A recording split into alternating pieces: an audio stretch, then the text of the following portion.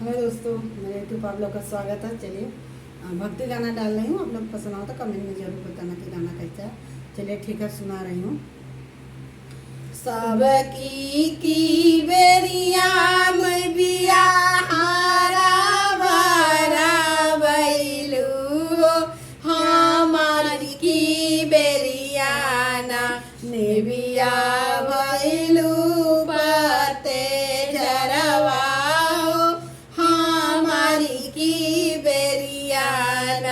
नेबिया भैलू पाते जरवा, हमारी की बेरियाना जाऊ हम जनदी में बिया हो पाते जरवा, की डरिया डरियाना गुचती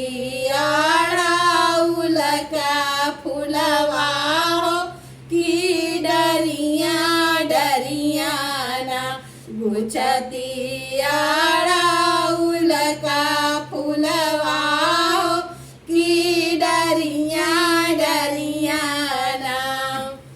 सबकी की बेरिया निबिया हरा भरा भैलू, बेरियाना निबिया भैलू पाते जरवा, हमारी की बेरियाना जाऊ जनदी निबिया हो पाते जरवा, की डरिया डरियाना गुचती गेनावाना का फुलवा की डरिया डरियाना गुचती गेनावाना का फुलवा की डरिया डरियाना।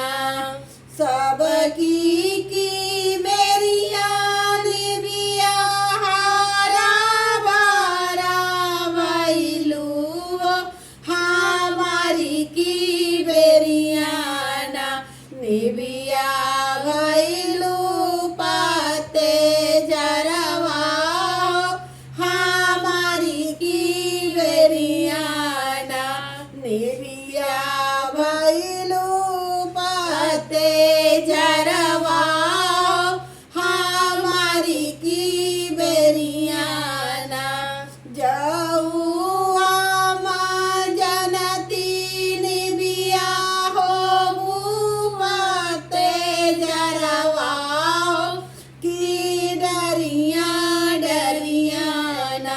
गुचती बेलवा का फुलवा की डरिया डरियाना गुचती